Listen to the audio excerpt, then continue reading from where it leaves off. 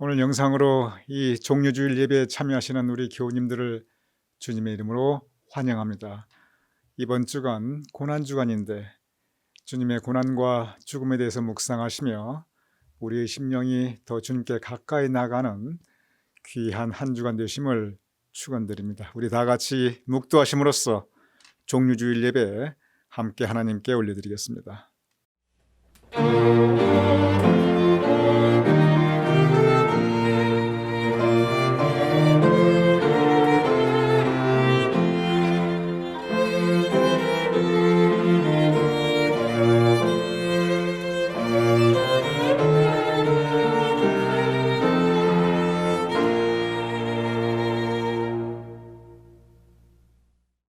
무리가 소리 높여 이르되 호산나 다윗의 자손이여 찬송하리로다. 주의 이름으로 오시는 이여 가장 높은 곳에서 호산나 하더라. 아버지 하나님, 주님께서 우리에게 오심을 감사하옵나이다. 우리의 심령으로 주님을 환영하며 맞아들이며 주님 뜻대로 살게 하여 주시옵소서. 이 예배를 주님께 의탁하오며 예수님의 이름으로 기도드렸사옵나이다. 아멘. 우리 다 같이 찬송가 141장 함께 찬양하시겠습니다.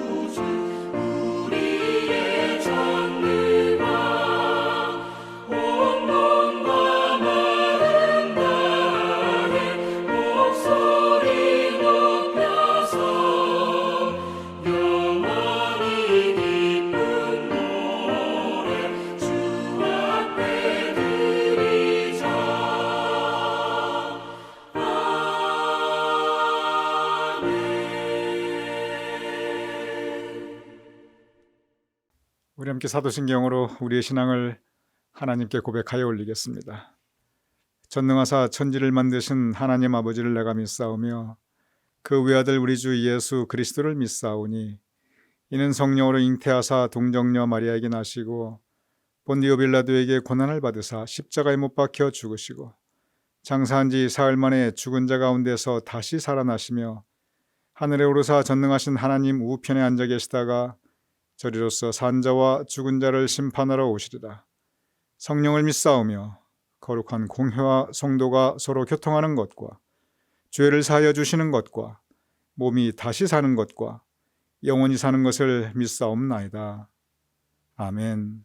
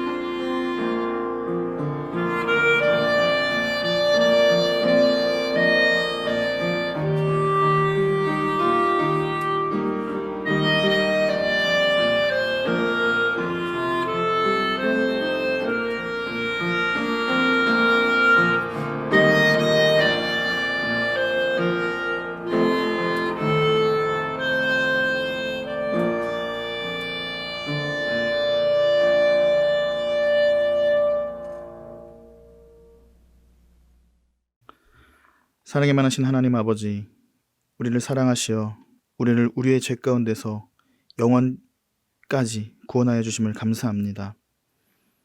특별히 오늘 종려주일 우리에게 대속의 놀라운 사랑을 이루시기 위해 2000년 전 예루살렘에 입성하신 주님의 그 발자취를 다시금 기억합니다. 그리고 그 죄 많은 우리를 위해 걸으신 그 모든 고난과 고통의 발걸음에 다시 한번 끝없는 감사를 드립니다. 이 감사의 마음으로 오늘 종려주일 예배를 하나님께 올려드려오니 성삼위 하나님, 우리의 예배를 받아주시옵소서.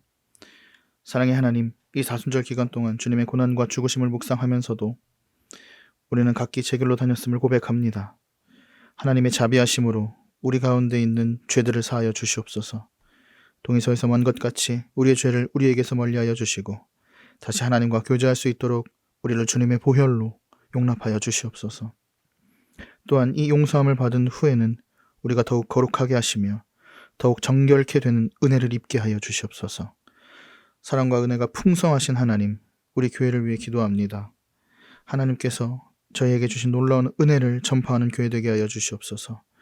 우리가 먼저 사랑으로 하나 되어 한 마음과 한 뜻으로 섬기며 든든히 서게 하여 주시옵고 하나님 보시기에 합당한 공동체가 되게 하여 주시옵소서. 또한 종료제를 맞이하여 우리가 올려드린 호산나 찬양과 같이 많은 이들을 구원자이신 주님께 이끌 수 있는 교회가 되게 하여 주시옵소서. 우리 교회를 통해 주님께서 주신 지상 명령의 역사가 이루어지게 하여 주시옵소서. 사랑의 하나님, 이제 하나님의 말씀을 읽고 설교 말씀을 들으려 합니다. 말씀을 사모하는 마음으로 경청할 때에 주님께서 목사님을 통해 하나님의 말씀을 우리에게 풀어먹여 주시옵소서. 성령 하나님께서 목사님을 주장하여 주셔서 대언하시는 모든 말씀들을 친히 이끌어 주시옵소서. 또한 그 말씀에 신비에 새겨지게 하여 주시옵소서. 그리하여 우리의 한 주간의 삶을 살아갈 때에 우리에게 새겨진 그 말씀의 삶이 이정표가 되게 하여 주시옵소서. 이 예배를 통해 모든 심령들에게 주님께서 베푸시는 은혜가 넘치게 하시며 세상에서 얻지 못한 평안을 누리게 하여 주시옵소서. 몸과 마음으로 또한 기도와 행동으로 예배의 모든 순서들을 준비한 손길들을 주님께서 아시오니 주님께서 아름다운 것들로 채워 주시옵소서. 종료주일 우리를 위한 사랑에 감사드리오며 예수 그리스도의 이름으로 기도합니다. 아멘.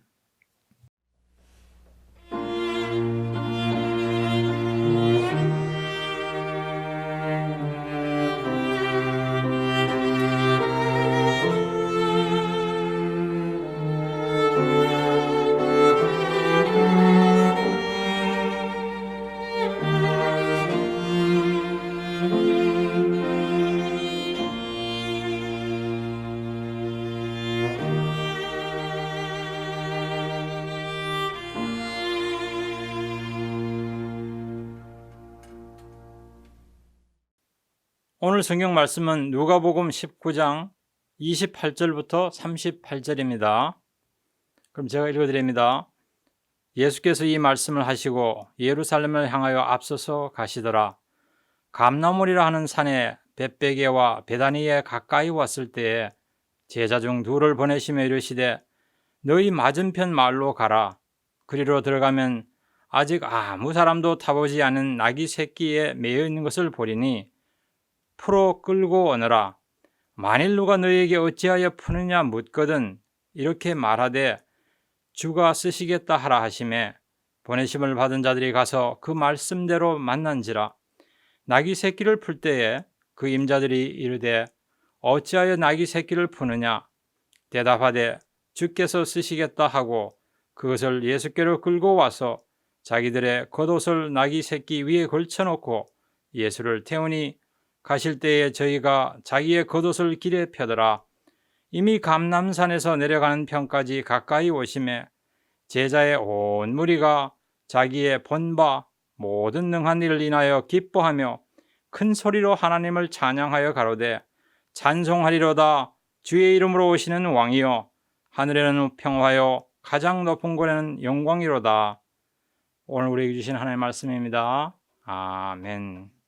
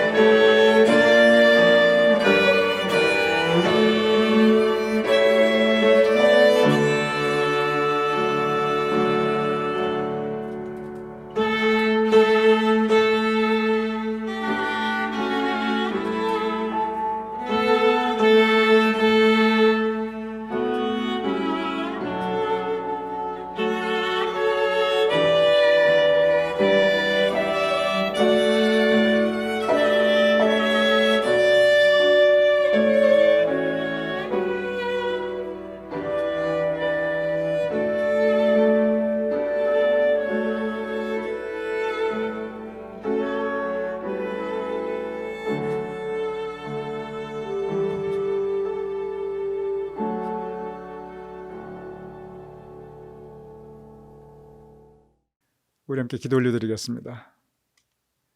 아버지 하나님, 이 말씀의 시간에 성령님께서 우리와 함께하여 주시옵소서.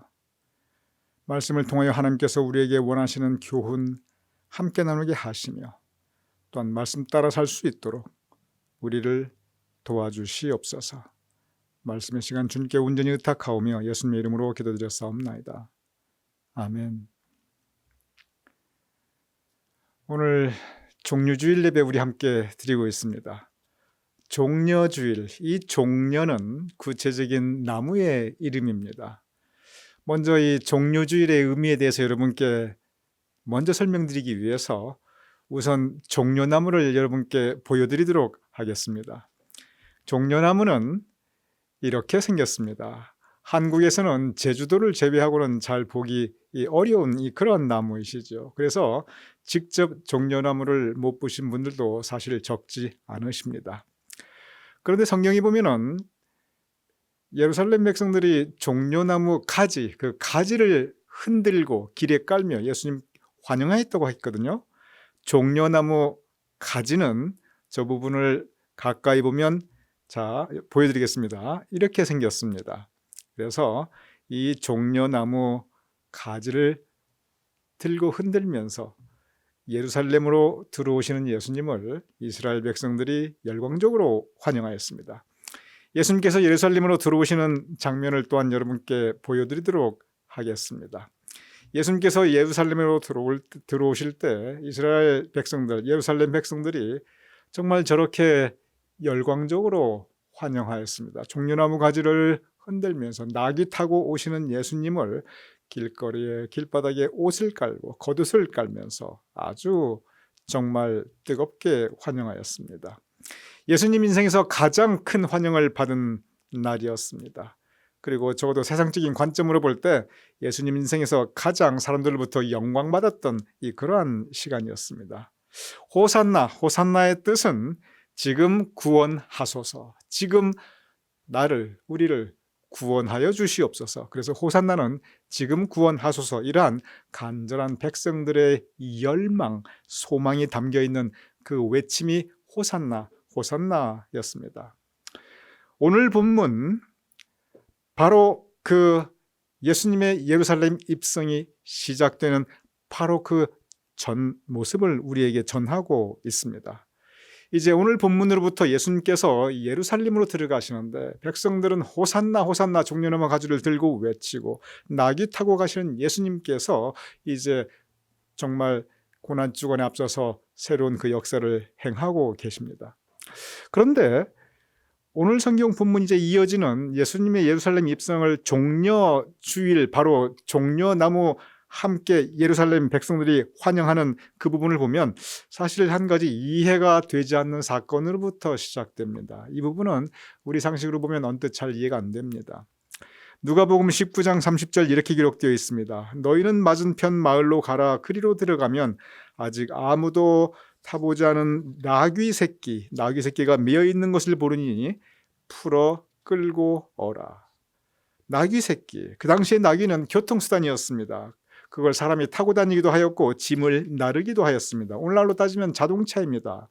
예수님의 일생 전체에 걸어 다니셨습니다. 말이나 나귀를 타신 적이 없어요. 그런데 오늘 본문에 보면은 예수님께서 나귀를 가져오라 라고 말씀하고 계십니다. 풀어서 끌고 오라. 그런데 이 본문 말씀을 가만히 우리가 살펴보면 이 나귀는 분명히 주인, 임자가 따로 있습니다. 즉 남의 것입니다. 그리고 그 당시에 나귀는 오늘날의 자동차 정도의 가치를 가지고 있어요. 상당히 큰 재산입니다. 그러니 남의 것인데, 나귀인데 그냥 풀어서 끌고 오라? 좀 납득이 안 가는 부분입니다. 왜냐하면 남의 것을 가져오려면 최소한 허락을 받든지 아니면 그 값을 치러주고 그리고 가지고 와야 되거든요. 거기에 대해서 아무런 돈을 얼마를 주어야 되고 이런 말씀이 없습니다. 그냥 풀어서 가지고 오라, 이렇게 말씀하십니다. 오병이어의 기적 여러분이 다 알고 계십니다. 보리떡 5개와 물고기 2마리로 예수님께 몰려온 그 많은 사람들이 다 이제 저녁이 되고 배가 고픕니다. 그래서 이제 먹을 떡이 양식이 필요하게 됩니다. 예수님께서 물어보십니다. 제자들에게, 야, 어떡하냐, 저렇게 사람들이 많은데 저 사람들을 다 먹이려면, 성경에 보면 예수님께서 뭐라고 물어보시냐면, 이 사람들을 먹이려면 어디서 떡을 사지? 돈이 얼마나 들까? 어디에서 떡을 사지? 하고 구체적으로 예수님께서 물어보십니다. 사오라는 것입니다. 그러니까 제자들이 부지런히 돈 계산을 해봅니다. 아, 네. 그러면은 이 정도 사람들을 먹이려면 한 200데나리온 정도는 들 것입니다. 하고 구체적인 돈이 얼마가 들 거라는 그러한 말씀을 하고 계십니다. 이 대화는 정상적인 대화예요. 떡이 필요한데 그러면 돈을 주고 사와야겠구나. 그러한 지극히 경제적인 관념을 예수님도 가지고 계셨고 제자들도 가지고 있었습니다. 그리고 그에 대한 대화, 그것으로 오병이어의 기적이 시작되고 있습니다.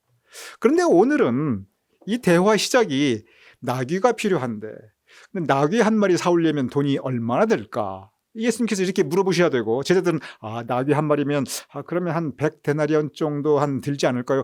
이렇게 대화가 되었어야 이게 정상적인 대화라고 최소한의 경제적인 관념이 있는 것으로 우리가 생각할 수 있습니다. 그런데 가격에 대한 얘기가 전혀 없어요. 대가에 대한 이야기가 없습니다. 그냥 가져오라, 풀어서 데리고 와라, 그렇게 말씀하십니다. 그러면은 나귀 주인이, 여러분께서 나귀 주인이라면, 아니 저거 지금까지 키워놨는데 그냥 누가 와서 풀어가지고 가져간다? 여러분이 주인이라면 가만히 계셨겠어요? 나귀 주인이 분명히 가만히 있지 않을 겁니다. 분명히 나귀 주인이 나서서 아니 왜 가져가느냐, 가져가려면 돈 얼마 내라 라고 분명히 이야기할 것입니다. 누가복음 19장 31절 이렇게 기록되어 있습니다. 만일 누가 너희에게 어찌하여 푸느냐 묻거든 말하기를 주가 쓰시겠다 하라. 그래서 예수님께서도 그 상황을 예상을 하셨어요. 분명히 나귀 주인이 아니 왜 끌어가느냐고 항의를 할 텐데, 아니면 돈을 얼마 달라고 할 텐데, 그러면서 예수님께서 제자들에게 주신 말씀은 뭐냐면, 누가 너에게 묻거든, 임자 그 나귀 주인이 묻겠죠. 왜 내 나귀를 함부로 가져가느냐 묻거든, 딱 한마디, 주가 쓰시겠다, 주가 쓰시겠다 말하라. 한마디로 그냥 달라는 겁니다. 언뜻 이해가 잘 되지 않는 말씀입니다. 그런데 제자들이 예수님의 언뜻 이해가 안 되는 이 말씀에 그냥 순종하고 갑니다. 성경 말씀 읽어보면 가끔 주님께서 이해가 되지 않는 말씀을 하실 때가 있습니다. 성경 말씀에 잘 이해가 안 되는 그러한 부분도 있습니다. 그런데 그냥 순종하는 게 제일 좋습니다. 따지고 깊이 생각하고, 성경 말씀, 주님께서 말씀하시면 그냥 따라가는 게 좋습니다. 그래서 예수님의 제자들이 그 말씀에 그냥 속으로는 좀 이해가 안 됐겠죠. 그래도 그냥 따라 순종합니다. 그래서 실제로 이제 나귀가 있는 곳에 가게 됩니다. 누가복음 19장 32절 33절 이렇게 기록되어 있습니다. 보내심을 받은 자들이, 예수님의 제자들이 이제 갔습니다. 그 말씀대로 만난지라, 나귀를 만났습니다. 그래서 예수님께서 말씀하신 대로 나귀 새끼를 풀어서 이제 가져가려고 하고 있습니다. 그러니 당연히 그 임자들이 이르되, 그 주인이 어찌하여 나귀 새끼를 푸느냐. 주인이 나섰어요. 지극히 당연하죠. 아니 왜 남의 나귀를 말도 없이 돈도 안 내고 가져가느냐. 지극히 정상적인 대화입니다. 그런데 그 다음에 이제 펼쳐지는 부분이 오늘 우리가 깊게 묵상할 영적 과제가 있습니다. 누가복음 19장 34절 35절 이렇게 기록되어 있습니다. 대답하되, 이제 주인이 아니 왜 남의 나귀 그냥 가져가? 그러니까 제자들이 예수님께서 분명히 하신 말씀이 있거든요. 대답하되 주께서 쓰시겠다 하고, 즉 예수님께서 주신 그 말씀 그대로 전달하였습니다. 주께서 쓰시겠다 하고, 그리고 그것을 그대로 예수님께 끌고 옵니다. 그리고 이제 예루살렘에 입성, 자기들의 겉옷을 나귀 새끼 위에 걸쳐놓고 예수를 태우니, 가실 때 그들이 자기의 겉옷을 길에 펴더라. 그리고 예수님의 바로 종려주일, 이 예루살렘 입성이 시작되고 있습니다. 백성들이 종려 나뭇가지를 흔들면서 호산나 호산나 외치는, 예수님께서 그 생에 가장 열광적으로 환영받는 그 모습이 이제 시작되고 있습니다. 그런데 이 말씀을 보면 제자들이 이야기했습니다. 주께서 쓰시겠다. 그러니 여기 보면 나귀 주인이 그 어떤 항의도 하지 않아요. 그냥 그대로 내어줍니다. 이 본문을 보면은 나귀 주인은 이미 예수님께서 누구시라는 것을 이미 알고 있었음이 분명합니다. 그런데 이 나귀 주인에게, 예수님 누구시라는 걸 알고 있어요. 그런데 이 나귀 주인에게 그 나귀는 상당히 큰 재산일 겁니다. 자기가 가지고 있는 재산이 어쩌면 가장 큰 재산일지도 혹시 모르겠어요. 그런데 그것을 예수님께서 지금 달라시고 계십니다. 주께서 쓰시겠다. 주께서 쓰시겠다. 오직 이 한마디 듣게 됩니다. 이때 나귀 주인은 선택의 기로에 서게 됩니다. 나귀 주인이 가지고 있었던 선택 오직 두 가지밖에 없습니다. 하나는 주께서 쓰시겠다 하니 쓰옵소서, 주님 쓰시옵소서 하고 그대로 내어드리는 것, 그 선택이 있습니다. 다른 한 가지 선택은 뭐냐면, 안 됩니다. 이게 나한테 얼마나 소중한 건데, 내가 이거 키우느라고 지금까지 얼마나 고생했는데, 아니 그래도 어느 정도는 주시면서 달라고 해야지, 그냥 내가 쓰시겠다, 아이고 내가 주님 존경하고 주님 예수님 정말 귀한 분이시지만 그러나 그렇게까지는 못하겠습니다 하고 거절하든지, 주께서 쓰시겠다 할 때 이 나귀 주인은 쓰시겠다고는 예수님의 요청에 순종하여 내어드리든지 아니면 거절하든지 바로 두 개의 선택 앞에 서게 되었습니다.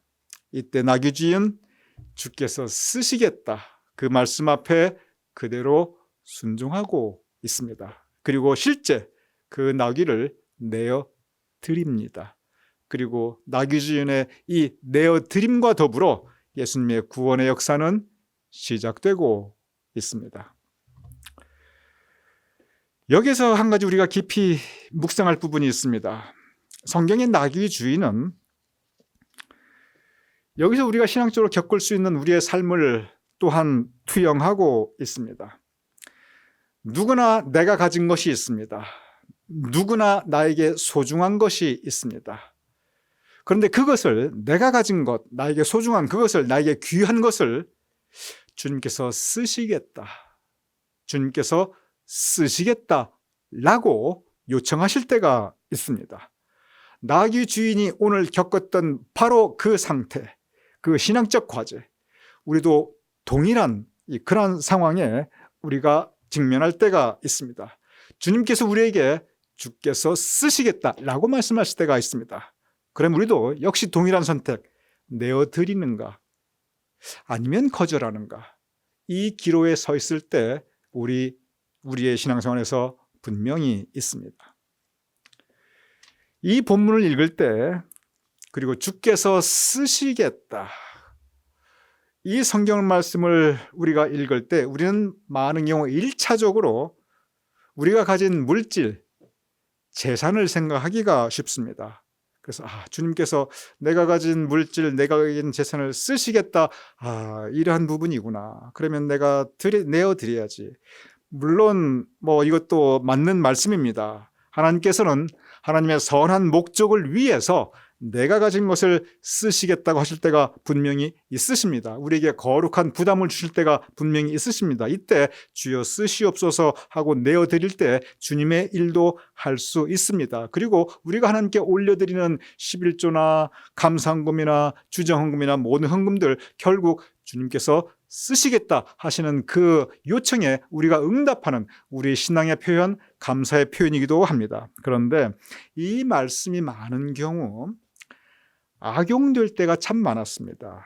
특별히 기독교 역사에 보면 이단들이 오늘 이 성경 말씀을 너무나 많이 악용하였어요. 봐라, 나귀주인 봐라, 주께서 쓰시겠다고 할 때 한마디 묻지도 않고 그냥 드렸다, 다 바쳤다. 그러니 가진 거 다 바쳐라.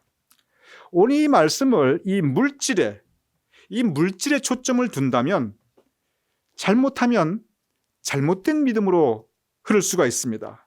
잘못되면 이단들의 가르침처럼 되버릴 수가 있습니다. 그리고 무엇보다 이 세상에는 드리고 싶어도 마음처럼 드릴 수 없는 분들이 너무나 많이 계십니다. 그런 분들에게는 이 말씀에 근거해서 바쳐라, 다 내놓아라, 그러면 시험 들게 됩니다. 이것은 오늘의 이 본 말씀을 주께서 쓰시겠다, 이것을 물질에 국한되어서 우리가 이것을 받아들이면 성경 말씀이 우리에게 가르치고자 하는 그 가장 큰 중요한 의미를 우리는 잃어버리게 됩니다. 물론 그 내용이 들어가 있습니다. 그러나 거기에만 초점을 맞추고 그리고 그것이 오늘 성경 본문의 가르침이라고 생각하면 우리는 정말 중요한 것을 놓치게 되는 것입니다. 주님께서 우리에게 쓰시겠다. 내가 가지고 있는데, 나에게는 귀하고 소중한데, 그런데 주님께서 쓰시겠다 하는 것이 무엇이 있을까요? 지금 내 인생에서, 지금 내 삶 속에서 주님께서 쓰시겠다, 그러니 달라라고 우리에게 요청하는 것이 무엇이 있을까요? 우리는 오늘 바로 그 부분을 묵상해 보아야 합니다.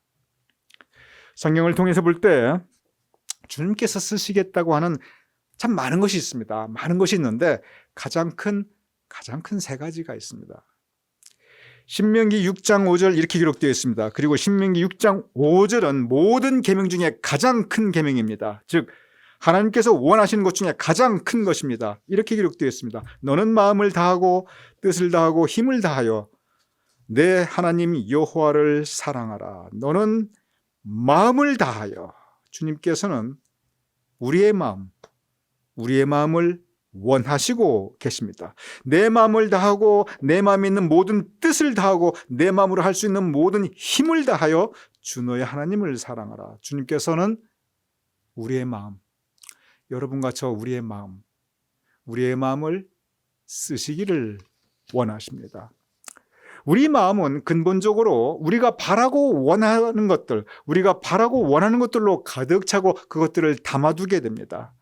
내가 바라는 것이 세상의 부귀영화이면 내 마음이 어떻게 하면 내가 세상 부귀영화를 구할 수 있나, 이룰 수 있나, 그 생각으로 가득합니다. 내가 누구를 미워하면 내 마음은 그 미움과 분노로 가득하게 됩니다.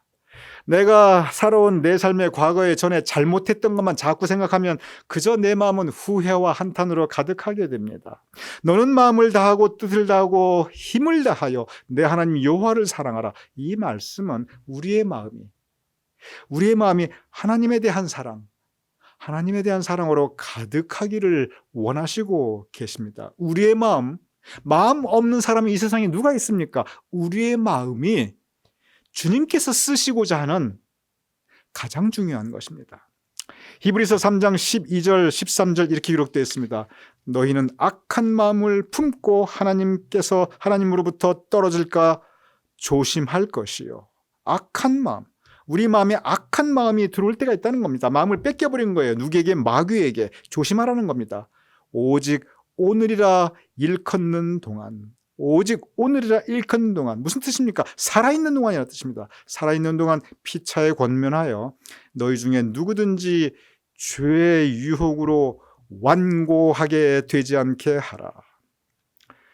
주님만 우리의 마음을 원하는 것이 아닙니다. 사탄 마귀도 우리의 마음을 원하고 사탄 마귀도 우리의 마음 쓰고 싶어 합니다. 악한 마음을 품고 우리 마음을 사탄 마귀에게 뺏긴 것입니다.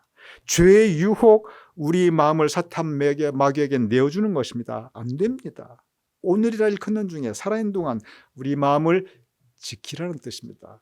그리고 그 마음을 주님께 내어드리라는 말씀입니다. 로마서 12장 2절 이렇게 기록되어 있습니다. 너희는 이 세대를 본받지 말고 오직 마음을 새롭게 함으로 변화를 받아 하나님의 선하시고 기뻐하시고 온전한 뜻이 무엇이든지 분별하도록 하라. 이 세대에 있는 많은 것들을 너의 마음에 담아두지 말고 무엇으로? 마음을 새롭게 하여 하나님의 선하시고 기뻐하시고 온전하신 뜻으로 우리의 마음을 채우라는 것입니다. 하나님께서 원하시는 것 우리의 마음인데 그러기에 우리의 마음을 새롭게 하고 하나님을 향하여 우리의 마음을 드리는 것, 하나님께서 원하시는 가장 중요한 것입니다. 다시 말씀드립니다. 우리 가운데 마음 없는 분이 누가 있겠습니까? 우리의 마음 주님께서 쓰시겠다 하십니다. 마음을 온전히 내어드리시기 바랍니다.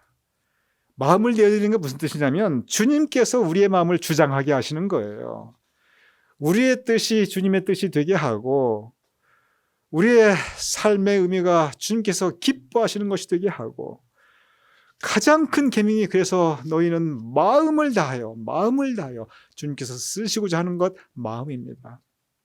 두 번째가 있습니다. 그것은 시간입니다.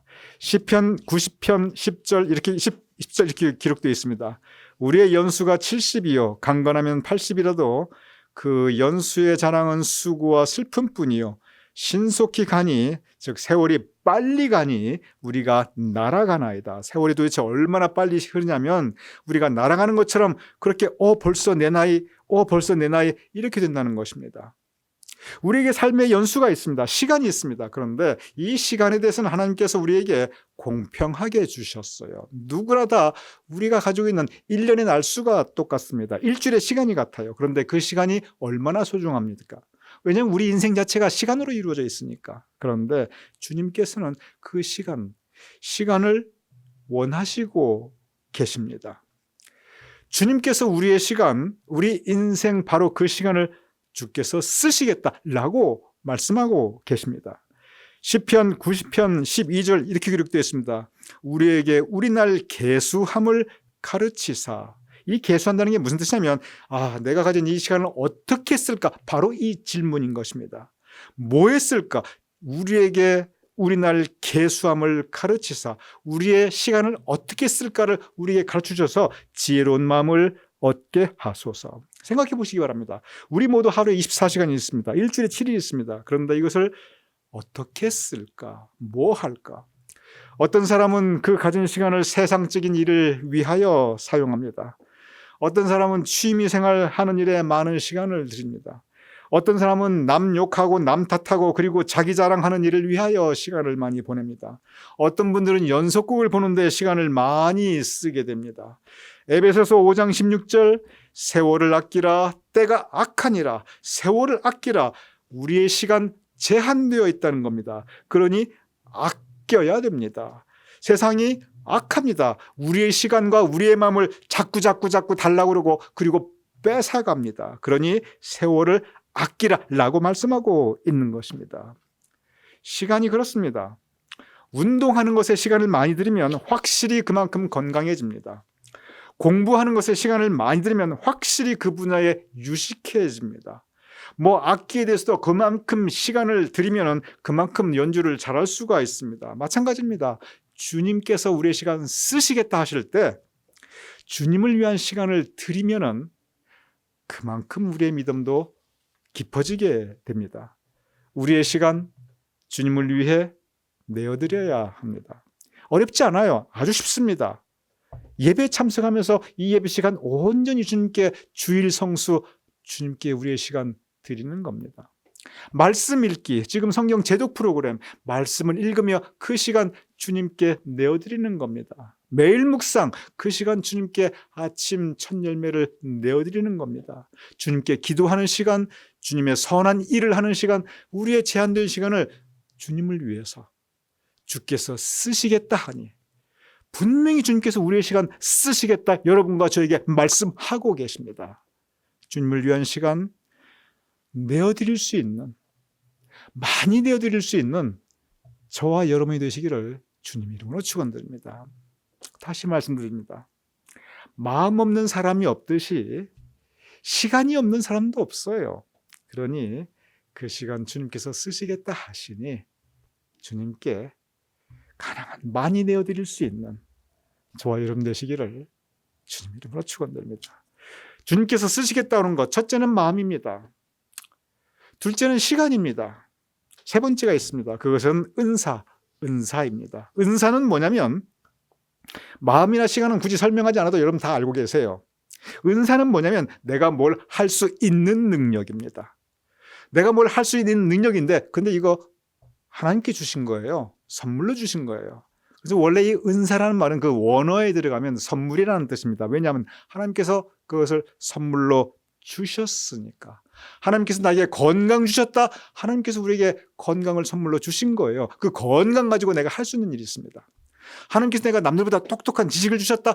그 좋은 머리 가지고 하나님을 위해서 할 수 있는 일이 있어요. 그 능력인데 그 하나님께서 선물로 주신 것입니다. 내가 남들보다 재산이 좀 많다. 아니 그것도 또한 하나님께서 선물로 주신 거예요. 그 하나님께 주신 걸 가지고 좋은 일에 쓰실 수가 있고 베풀 수가 있습니다. 이렇게 우리는 우리에게 주신 하나님의 선물, 그것이 무엇이든지, 그런데 그것을 주님께서 쓰시겠다, 주께서 쓰시겠다, 우리가 가진 그 은사를 분명히 그러할 때가 있습니다. 그렇게 우리가 가진 은사를 주님께서 쓰시겠다 하실 때 그 말씀에 순종하여 우리가 내어드릴 때 그때 하나님의 뜻이 이루어지게 됩니다. 그런데 고린도전서 12장 10절 11절 은사의 다양한 모습을 우리에게 말씀하고 있습니다. 제가 읽어보겠습니다. 고린도전서 12장 10절 11절 어떤 사람에게는 한 성령으로 병 고치는 은사를, 어떤 사람에게는 병 고치는 은사를 허락해 주었어요. 어떤 사람에게는 능력 행함을, 어떤 사람에게는 예언함을, 어떤 사람에게는 영들 분별함을, 어떤 사람에게는 각종 방언 말함을, 어떤 사람에게는 방언 통역함을 주시나니 각각 다양한 은사를 설명하였습니다. 이 모든 일은 그 각각 다른 은사들은 그의 뜻대로 하나님의 뜻대로 각 사람에게 나누어 주시는, 즉 선물로 주시는 것이니라. 여기에 보면은 은사는 다양하다는 걸 성경 말씀에서 우리에게 말씀하고 계시고, 그리고 그 다양한 각기 다양하게 다양한 사람들이 받은 그 은사들은 하나님께서 주신 하나님의 선물임을 말씀하고 있습니다. 여기에 은사가 가지는 독특성이 있습니다. 마음이나 시간이나 이 부분은 다 똑같아요. 하나님께서 공평하게 주셨어요. 우리의 각 사람의 마음도 분량도 다 똑같습니다. 시간의 분량도 다 똑같아요. 적어도 1년에 360일 가지고는 다 똑같아요. 물론 인생의 그 생의 연수는 다를 수가 있지만 그러나 흘러가는 그 시간의 흐름은 다 동일합니다. 그런데 마음과 시간은 이렇게 우리에게 동일하게 주셨는데 적어도 이 은사는 참으로 다양합니다. 어떤 분에게는 어떤 은사를 이만큼 주셨고 하지만 그분에게는 다른 은사를 요만큼 주셨고 근데 또 어떤 사람에게는 그 다른 사람에게 조금 준 그 은사를 이만큼 주셨고 하지만 다른 은사를 또 조금 주셨고 그래서 우리 주변에 보면 그리고 여러분의 인생과 삶을 보면 나는 이 부분은 하나님께서 참 복내려 주셨는데 아유 주시는 김에 이것도 좀 주시지 이건 이렇게 조금밖에 안 주셨구나. 내가 비록 가진 건 이건 이렇게 적은데 그래도 이건 하나님께서 나에게 풍성하게 주셨구나. 이러한 부분을 여러분 모두가 다 느낄 수 있을 것입니다. 왜냐하면 은사는 다양하기 때문에 그렇습니다. 그리고 은사의 분량도 다양합니다. 그래서 하나님께서는 이 은사에 대해서는 우리 각기 다른 부분으로 주셨습니다. 그러기에 우리는 우리가 가지고 있는 은사 우리가 가지고 있는 그 은사를 주님께서 쓰시겠다 하실 때 그때 우리는 그 은사를 주님께 드릴 수가 있는 것입니다. 만약에 내가 없는 은사를 주님께서 쓰시겠다 하면 얼마나 답답하겠어요. 난 눈이 안 좋아가지고 밤 운전을 못하는데 근데 밤 예배에 나와라. 내가 얼마나 답답하겠어요. 난 노래 못하는 음치인데 성가대에서 솔로를 하라. 얼마나 내가 답답하겠어요. 내가 경제적으로 어려운데 헌금 많이 하라. 얼마나 내가 마음에 정말 답답하고 상처가 되겠어요. 내가 건강하지 못한데 교회 나와서 막 일하라. 또 내가 얼마나 답답하고 아쉬움이 들겠어요. 내가 부엌일 요리를 하면 그냥 진절머리 내고 스트레스가 많은데 음식 해오라. 얼마나 답답하겠어요. 그런데 누구에게나 가진 은사가 있습니다. 은사가 이렇게 다양한데 그래서 어떤 은사는 우리가 기꺼이 드릴 수가 있지만 어떤 은사는 우리가 드리고 싶어도 못 드리는데 그런데 은사가 누구나 가진 은사가 있습니다. 그리고 성경 말씀에 보면 바로 그 은사 누구나 가진 그 은사가 가장 큰 은사 가장 중요한 은사 그리고 하나님께서 가장 원하시는 은사라고 성경 말씀은 우리에게 가르치고 있습니다. 고린도전서 12장 31절 이렇게 기록되어 있습니다. 너희는 더욱 큰 은사를 사모하라. 즉 그 전에 이런 은사가 있고 이런 은사가 있고 이런 은사가 있고 쭉 설명한 다음에 맨 마지막에 너희는 더욱 큰 은사를 사모하라. 내가 또한 가장 좋은 길을 너희에게 보이라. 이런저런 은사들을 다 설명해 놓고 마지막에 이제 너에게 가장 큰 은사, 가장 좋은 은사를 보여주겠다. 바로 이렇게 말씀하십니다. 그러면서 무슨 말씀을 하시냐면 그것이 바로 고린도전서 13장 사랑에 대한 가르침입니다. 즉 가장 큰 은사, 누구에게나 주시는 은사, 누구나 할 수 있는 은사, 누구나 그 능력 있는 은사, 하나님께서 가장 쓰시겠다 원하시는 은사, 그것이 뭐냐면 사랑이라는 겁니다. 고린도서 13장 4절 7절 그 사랑에 대해서 이렇게 기록하고 있습니다. 찬찬히 제가 읽어보겠습니다. 사랑은 오래 참고 마음만 먹으면요 노력하면 오래 참을 수 있어요. 누가 뭐라고 해도 오래 참을 수 있고요. 여기서 오래 참는 것은 다른 사람에 대한 걸 참다는 얘기입니다. 다른 사람에 대한 걸. 다른 사람이 나에게 좀 이렇게 섭섭하게도 참고 내 마음에 안 드는 일을 하고 서로 오래 참다. 그걸 말하고 있는 거예요. 사랑은 온유하며 성품입니다. 시기하지 아니하고 자랑하지 아니하며 교만하지 말라는 뜻입니다. 교만하지 아니하고 무례히 행치 아니하며 서로 겸손하고 친절하고 자기의 유익을 구하지 아니하고 성내지 아니하며 악한 것을 생각하지 아니하며 불의를 기뻐하지 아니하며 진리와 함께 기뻐하고 모든 것을 참으며 모든 것을 믿으며 모든 것을 바라며 모든 것을 견디느니라. 이 사랑에 대한 가르침, 사랑에 대한 은사를 찬찬히 읽어보면 이것은 누구나 할 수 있는 것입니다. 이것은 누구에게나 하나님께서 능력을 허락하여 주셨습니다. 물론 그렇게 말씀하셨어요. 내가 성질이 급해서 그거 단련시키면 됩니다. 성질이 급한 게 아니라 그것을 다스리겠다고 하는 노력이 부족한 거예요. 그 능력 분명히 주셨습니다. 사랑할 수 있는 능력을 안 주신 그런 분이 없어요. 왜냐하면 가장 큰 은사인데 기가 막히게 하나님께서 그 가장 큰 은사는 공평하게 다 허락해 주셨어요. 내 마음에 성의가 없을 뿐이지 능력이 없을 뿐이 아니에요. 그래서 이것은 하나님께서 쓰시겠다고 할 때 우리가 내어드릴 수 있습니다. 하나님께서는 사랑이라고 하는 은사, 사랑을 원하십니다. 우리가 하나님께 사랑을 올려드리기도 하지만 이 고린도전서 13장의 사랑은 모두 우리 서로 간의 사랑입니다. 여기의 사랑은 하나님에 대한 사랑이 아니에요. 우리 이웃과의 사랑, 우리 교회 식구와의 사랑, 가족 간의 사랑, 여기서 사랑은 우리가 서로에 대한 사랑입니다.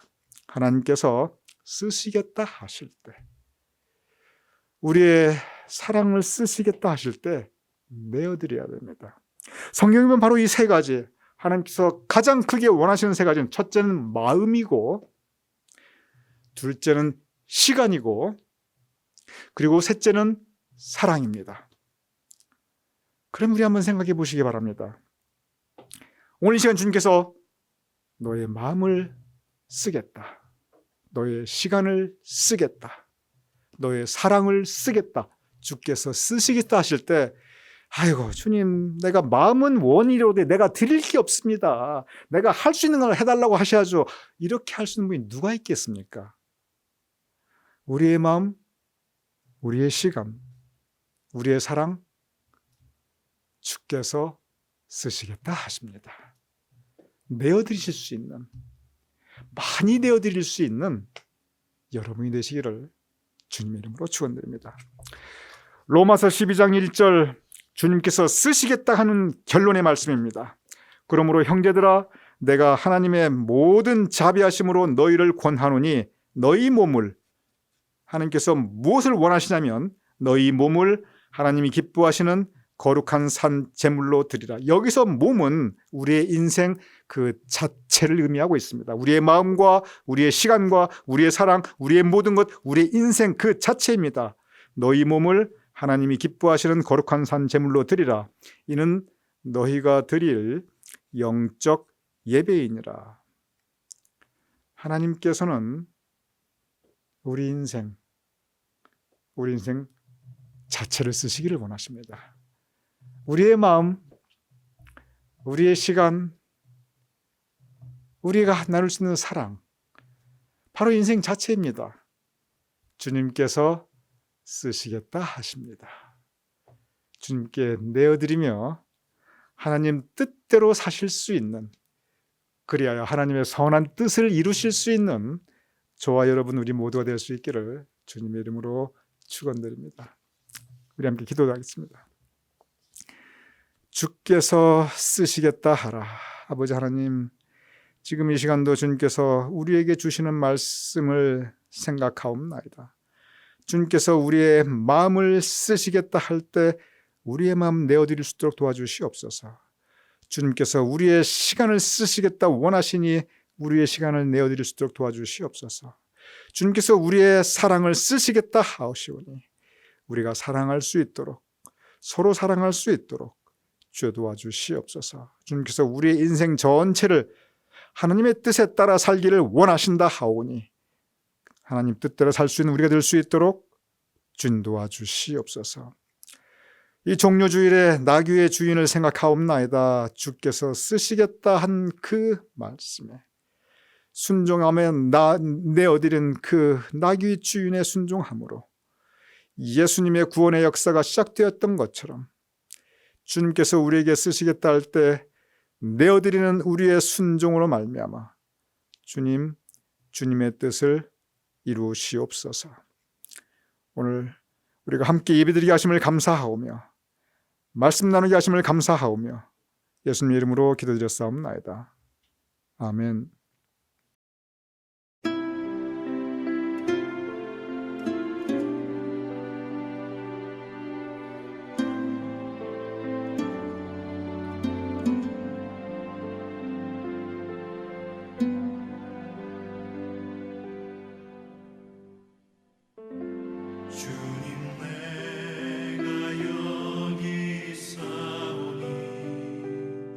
나를 보내 나의 몸 주께 드리오니 주 받으옵소서. 주님 내가 여기 있사오니 나를 써주소서. 가진 것 모두 다 주께 드리오니 주 받으옵소서.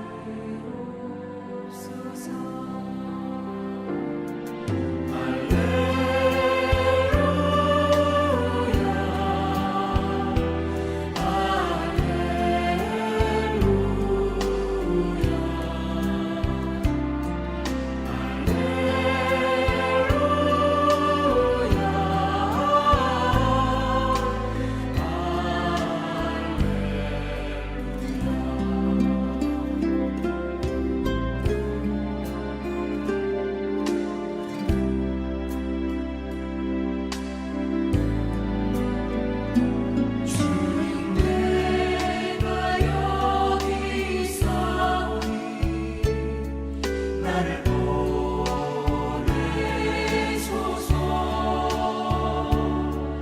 나의 몸 주께 드리오니 주 받으옵소서. 주님 내가 여기 있사오니 나를 써주소서.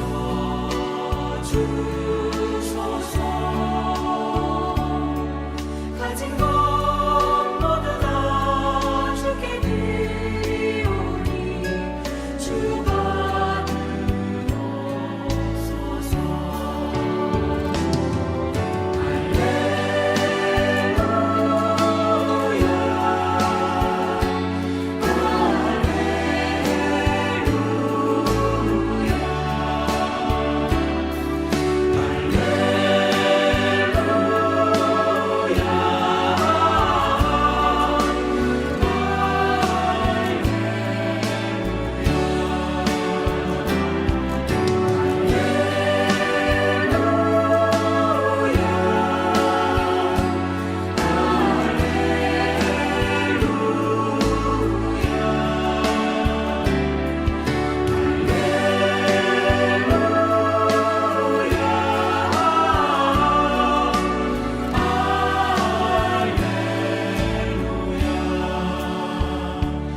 나를 받으옵소서. 나를 받으옵소서.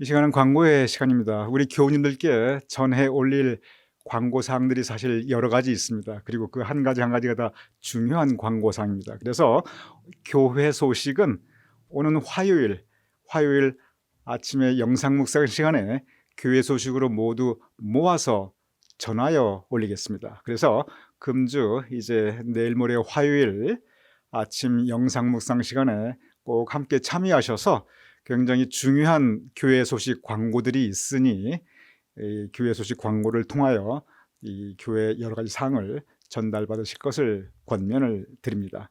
이번 주는 우리 교민들 가운데 생신 맞으시는 분들이 안 계십니다. 그래서 생일 축하 시간은, 축복의 기도 시간은 이번 주는 생략이 되겠습니다. 이제 다 같이 찬송가 138장 부르심으로 우리 함께 패배 찬송 올려드리겠습니다.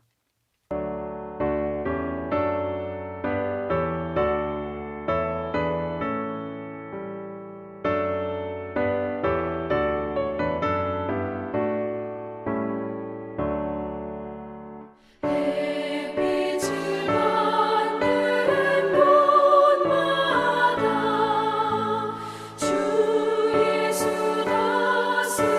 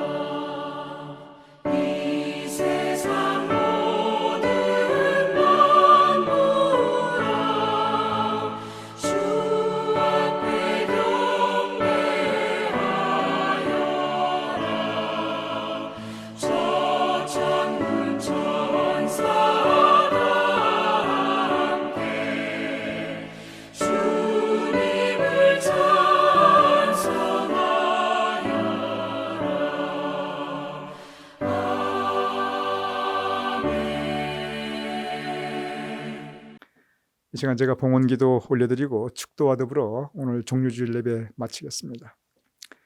아버지 하나님, 주께서 쓰시겠다 할 때 내어드리는 우리가 될 수 있도록 주님 도와주시옵소서. 진정 우리의 몸을 주님께 거룩한 산 제물로, 우리의 인생을 주님께 산 제사로 드릴 수 있는 우리가 될 수 있도록 주여 도와주시옵소서. 아버지 하나님, 이렇게 어려운 때 많은 필요가 있음에도 불구하고 하나님 전에 예물을 성별하여 봉헌하여 드리는 우리 교우님들 각 가정에 봉헌을 주님께 올려드리옵나이다. 아버지 하나님, 드린 정성된 손길들과 그 마음을 주님께서 기억하여 주시옵소서. 그 각 가정에 주님의 은총과 사랑을 더하여 주시옵시고 행하는 그 모든 일들이 형통하게 하여 주시옵소서. 또한 봉헌하여 올려드린 이 예물이 쓰여지는 곳에 또한 주님의 선한 뜻이 이루어지게 하여 주시옵소서. 이제는 우리 주 예수 그리스도의 크신 은혜와 아버지 하나님의 극진하신 사랑과 성령님의 감동감화 역사하심이 이 시간 함께 모여 각 가정에서 예배 올려드리는 우리 교우님들과 온 가족들과 자손들과 후손들의 머리 위에, 우리 교회와 우리의 사역과 온 사역자들의 머리 위에, 우리가 살아가는 이 땅 미국과 우리가 두고 온 모국 대한민국과 온 세상 하나님의 백성들 위에, 또한 아직도 코로나 바이러스로 인해 고통받고 있는 환자들과 그들을 치료하느라 수고하고 있는 의료진들 위에 지금부터 영원까지 함께 하실 것을 간절히 축원하옵나이다. 아멘.